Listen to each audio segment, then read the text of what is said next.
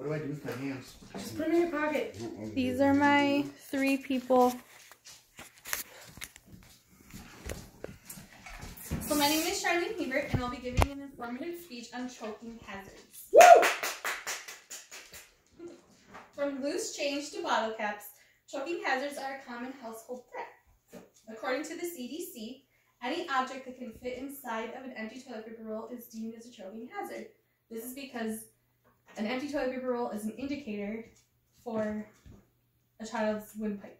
So anything that can fit inside of here is too small for a young child. Choking hazards are a threat to children and adults, and it's important to be aware of them and educated on possible prevention methods and where to go if you have toys for different recalls and various things like that. This is important to me because I'm a second-year student at Pine Technical College in the Early Childhood Development Program. This is vital for me not only as a professional, but also as a future parent or step-parent, and I also have first-hand knowledge on this and on the toy recalls as well.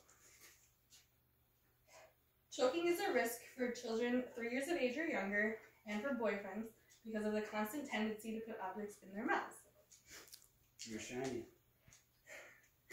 The CDC tells us that the most common choking hazards are marshmallows, grapes, loose food, loose change, and dog food. Golf balls. And golf balls. What about the top 3 little squeezy games for you? Age levels for toys, moving on to toys, are determined solely by safety factors, not necessarily individual intelligence or maturity. And this is based off the United States Consumer Product Safety Commission. Battery-operated toys should have cases that are secured with screws so they're unable to be pried open by children. Crayons and paints should say ASTM-D-4236 on their labeling because this means that it's been evaluated by the American Society for Testing and Materials. On my face, So adults can choke too. My boyfriend Zach was eating one of those applesauce pouches and he had put the cap in his mouth and he began to choke. And oddly enough, it fits inside of an empty toilet paper roll. Purchasing toys can be hectic. Toys made of fabric should be labeled as flame resistant or flame retardant. Stuffed toys should be washable. Painted toys must use lead-free paint, and art materials should say non-toxic. Safety in the home is also very crucial. We should be teaching children to put toys away. We should also be checking them regularly. We should throw broken toys away that have any unusable parts, or we should get them repaired immediately too, if they're deemed as broken or unusable.